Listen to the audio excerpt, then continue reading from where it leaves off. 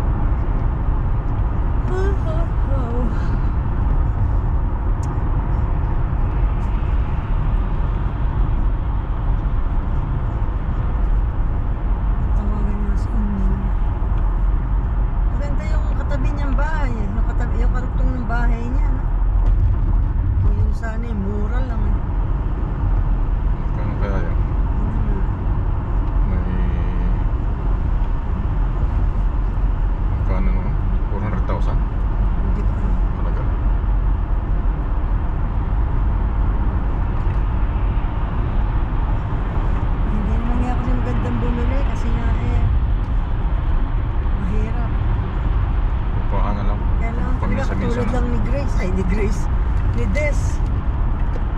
Upahan na lang. Nakikitira lang siya sa anak niya, umuupo lang siya. Yung anak niya may apartment. Tapos yung isang kwarto, si Des ang nakatira. Kaya nakikishare lang siya sa bayan. Sa sukat daw, sukat pa rin. Mas mainam yun, mas malapit sa Manila. Sukat pa rin niya. Sa Manila. Tabi raw ng airport. Lagpas lang. Kaya pag umuwi kayo, sabi niya, ano, dito kayo, nandito lang ang aming tirahan. Yan po. Nangyayari yan. Kasi Tessie nga, eh, magmula nung binalita niya na ganun-ganun rin. Ala, na hindi na tumawag eh. Dalawang bagay lang yun. Hindi natuloy, nahihiya, or ayaw nung malaman ng mga tao na marami na siyang pera. Ganun lang yun.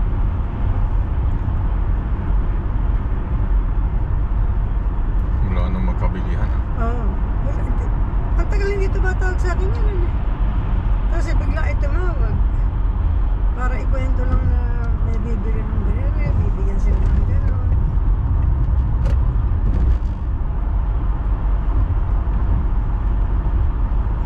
They're good for her.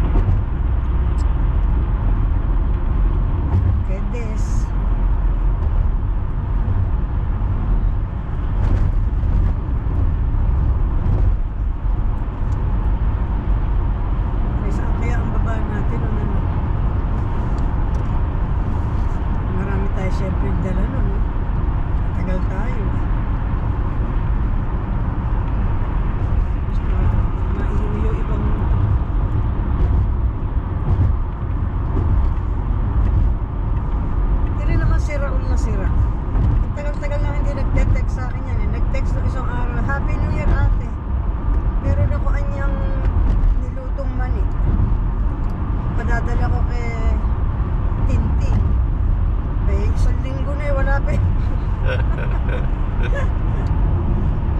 nako. Isang linggo na ako naghihintay sa niluto niya naman eh.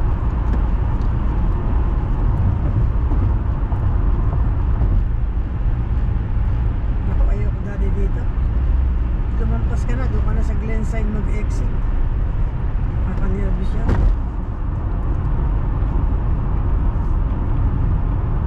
Kaya nung nangyari kila Jessie, ano? Lumampas sila. Tanga naman yung kadalas-dalas niya pumunta dyan eh. Gabi eh. Gabi. Tsaka Kamulan. ang ulan eh. Ulan kaya...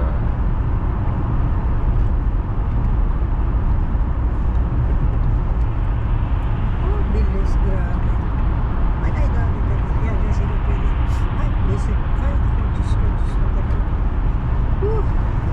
Kaya ako nervous dito talaga. Huwag mo nang pilitin sa Staples. Kaya mo na sila. Diyos ko.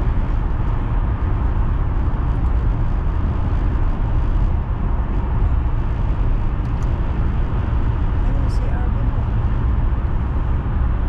Iba? Ay, Iba ba? Iba Ay, luma mag-right? yun. Diretso.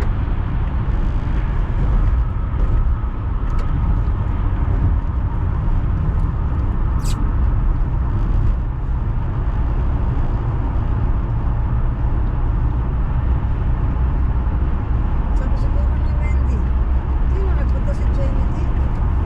Daan na natin. Ha? Diretso tayo.